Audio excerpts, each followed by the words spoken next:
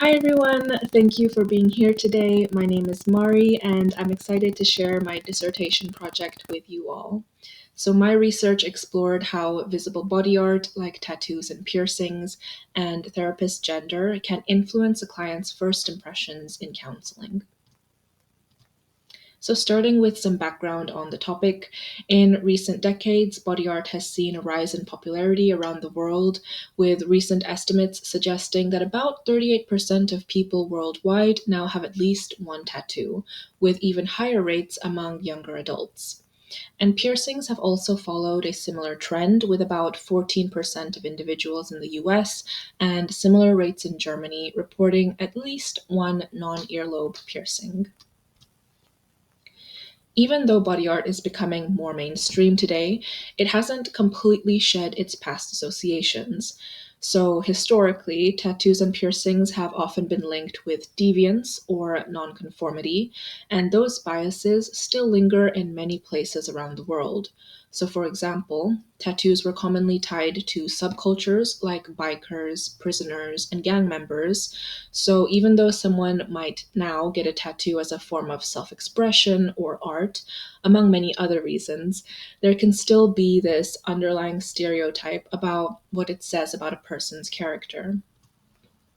And now, when it comes to professional environments, visible body art can still come with very real consequences. A lot of people, like students heading into new careers, report being strategic about where they place their tattoos, often choosing spots that they can easily hide.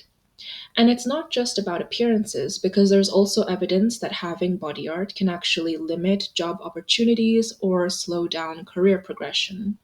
And some research has even shown that nurses and physicians with body art are still viewed as less trustworthy, less professional, and even less competent than their non modified peers. But it's not all negative.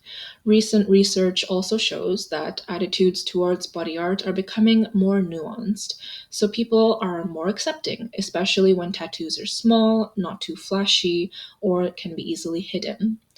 And all of this suggests that how body art is received depends a lot on individual values, the specific profession, and the cultural context. Gender also plays a very big role in how body art is judged. So, women with body art are often perceived as less confident, less kind, less approachable, and even less intelligent compared to women without them. Meanwhile, men with similar body art are more likely to be seen as assertive or even more respected. And these judgments can have real effects. Women with body art may experience internalized stigma, lower self esteem, or feel excluded in professional spaces. So, although body art can be empowering for some, it can also bring extra challenges, especially for women in roles where maybe warmth and professionalism are expected.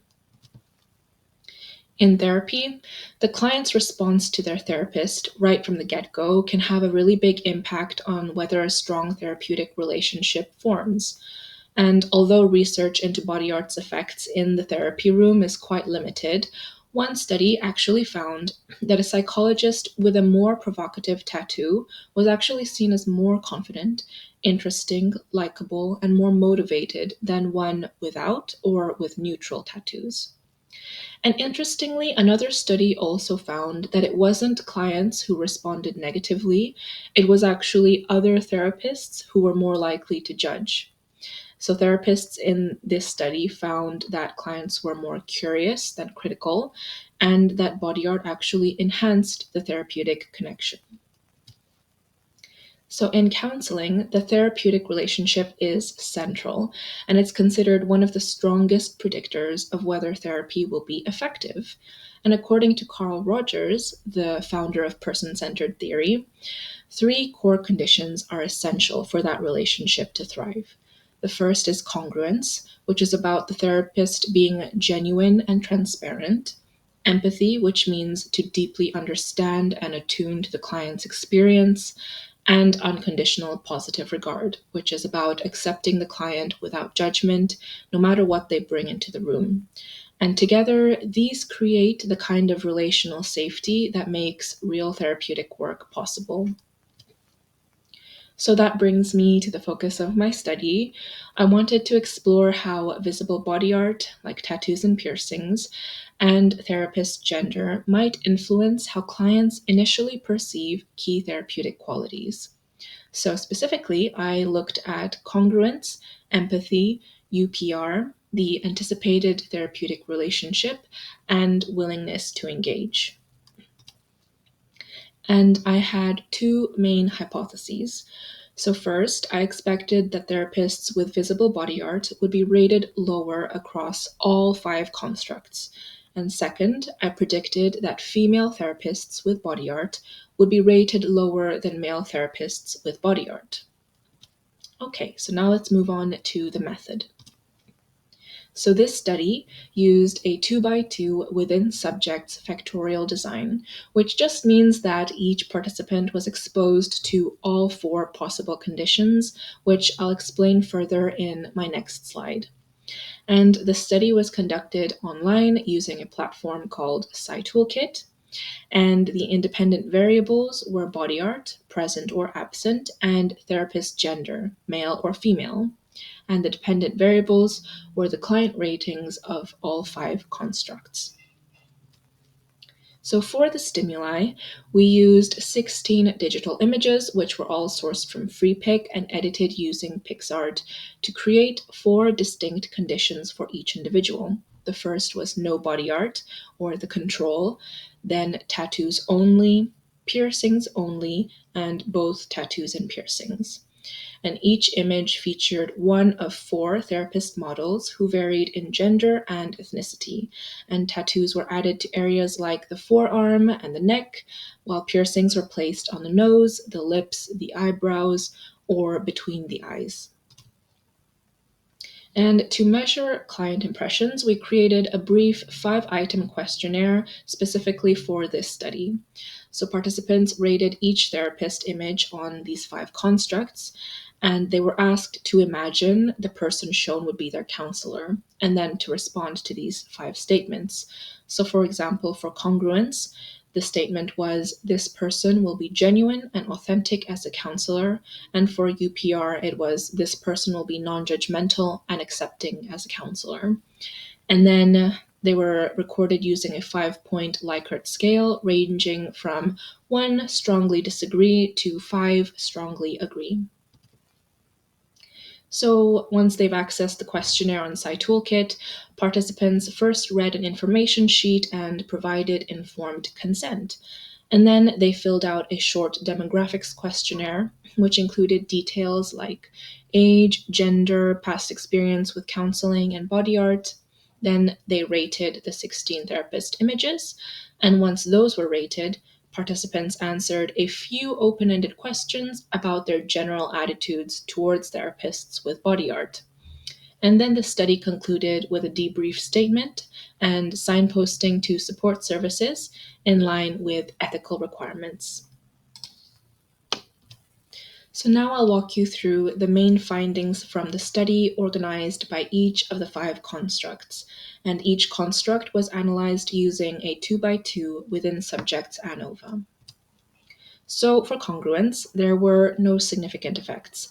Participants didn't rate therapists any differently based on body art or gender, and there was no interaction between the two.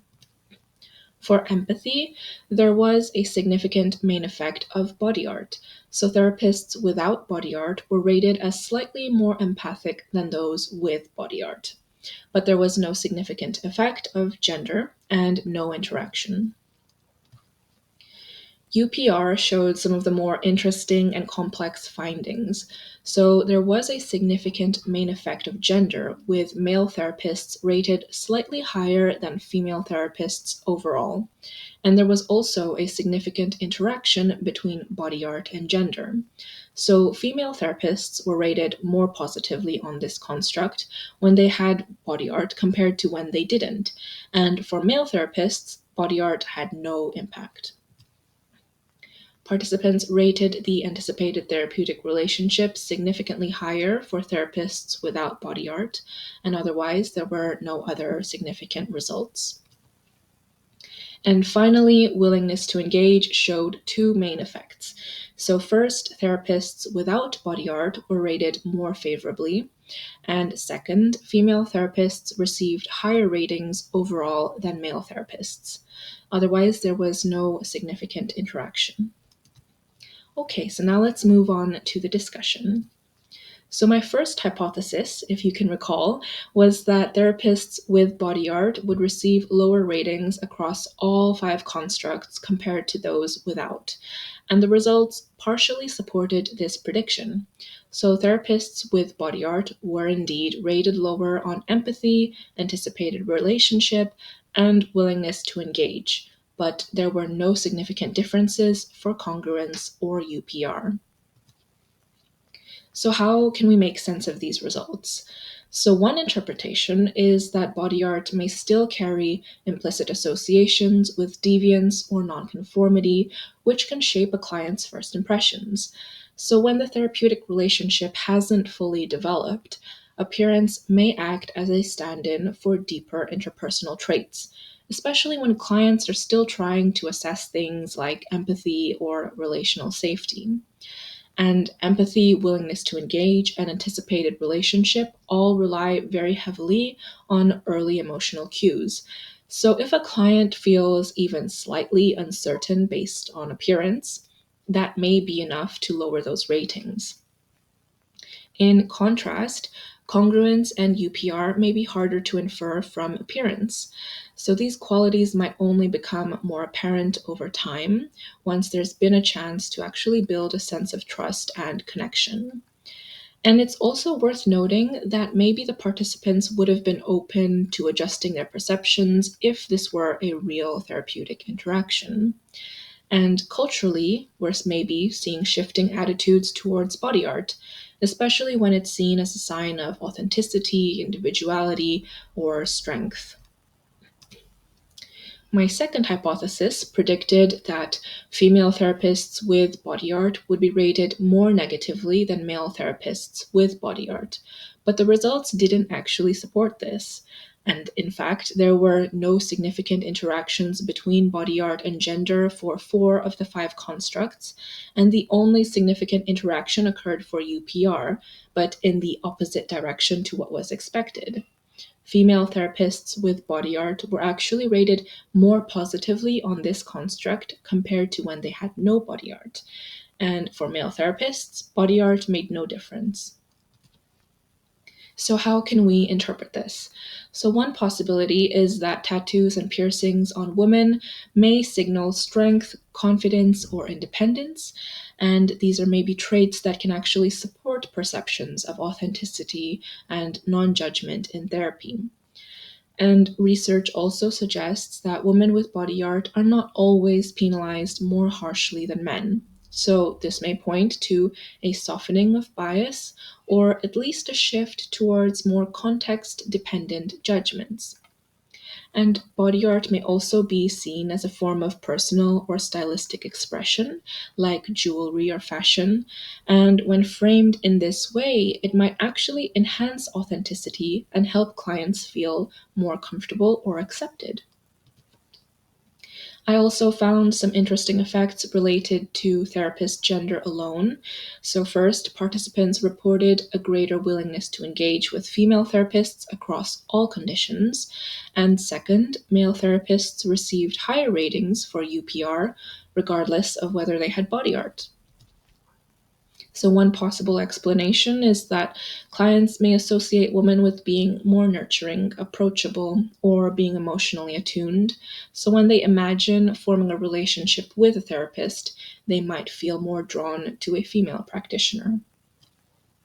And for UPR, a possible explanation for this is that maybe male therapists are seen as more neutral or competent by default without needing to visibly signal warmth or openness.